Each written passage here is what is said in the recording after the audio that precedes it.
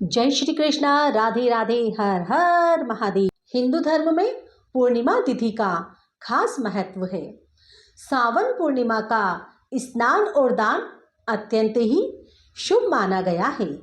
भगवान शिव को समर्पित सावन माह के शुक्ल पक्ष की पूर्णिमा को सावन पूर्णिमा का पर्व मनाया जाता है और इस दिन ही रक्षाबंधन का त्योहार भी मनाते हैं।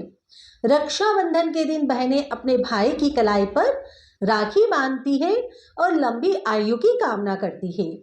साथ ही भाई उनकी उम्र भर रक्षा का वचन देते हैं। लेकिन इस बार सावन पूर्णिमा का व्रत व स्नान दान अलग अलग दिन किए जाएंगे। जाने सावन पूर्णिमा का व्रत कब है और कब किया जाएगा स्नान दान। आइए जानते हैं सावन पूर्णिमा कब है। पूर्णिमा तिथि 8 अगस्त को दोपहर 2:12 पर प्रारंभ होगी और 9 अगस्त को दोपहर 1:24 पर समाप्त होगी। उदया तिथि के हिसाब से सावन पूर्णिमा 9 अगस्त को है। सावन पूर्णिमा का व्रत 8 अगस्त को रखा जाएगा क्योंकि 9 अगस्त को पूर्णिमा तिथि दोपहर तक रहेगी। ऐसे में सावन पूर्णिमा का चंद्रोदय 8 अगस्त को शाम 6:42 पर होगा। पूर्णिमा व्रत में चंद्रमा को अर्घ्य दिया जाता है और पूजा की जाती है। ऐसे में सावन पूर्णिमा का व्रत करने वाले लोगों के लिए 8 अगस्त को चंद्रदेव की पूजा अर्चना करना व अर्घ्य देना उत्तम रहेगा। सावन पूर्णिमा का स्नान दान कब किया जाएगा? सावन पूर्णिमा का स्नान दान 9 अगस्त को किया जाएगा। इस दिन स्नान दान का ब्रह्म मुहूर्त सुबह 4:22 से सुबह 5:04 तक रहेगा। अभिजीत मुहूर्त दोपहर 12 बजे से दोपहर 12:53 तक। विजय मुहूर्त दोपहर 2:40 से दोपहर 3:33 तक। गोधूली मुहूर्त शाम 7:06 से शाम 7:27 तक। सर्वार्थ सिद्धि योग सुबह 5:47 से दोपहर 2:23 तक। सावन पूर्णिमा पर किस विधि से करें पूजा, आइए जानते हैं।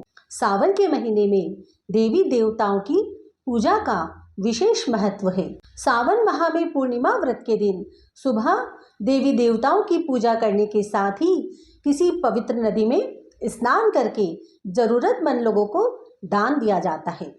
इस दिन दान करने से व्यक्ति की कुंडली में मौजूद कमजोर ग्रहों की स्थिति मजबूत होती है और देवी देवताओं की विशेष कृपा भी प्राप्त होती है। इस दिन दान करना बहुत शुभ माना जाता है। आपको बता दें कि इस दिन जो भी व्यक्ति दान करता है उसे अक्षय पुण्य फल की प्राप्ति भी होती है। श्रावण पूर्णिमा की पूजा विधि।